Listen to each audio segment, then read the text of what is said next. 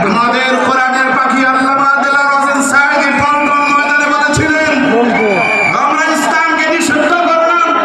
ইসলামকে নিষিদ্ধ করার কারণে অতীতে ফেরাউন শিক্ষা পেয়েছে, নমরুদ শিক্ষা পেয়েছে, এই শিক্ষা তোমাকেও পেতে হবে। সেই কথা আজকে আমরা বাস্তবে প্রমাণ পেয়েছি।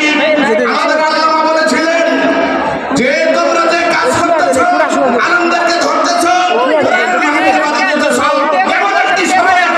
তোমাদেরকে পালাতে হবে। সম্মানিত উপস্থিতি, আমি থামেন। সম্মানিত উপস্থিতি, আল্লাহ সুবহানাহু ওয়া তাআলা কোরআনুল কারীমের ভিতরে ওয়াদা করেছেন, ইউরিদুনা লিইউতফিউ নূরাল্লাহি বিআফওয়াহিহিম ওয়াল্লাহু মুতিম্মু নূরিহি ওয়ালাউ কারিহাল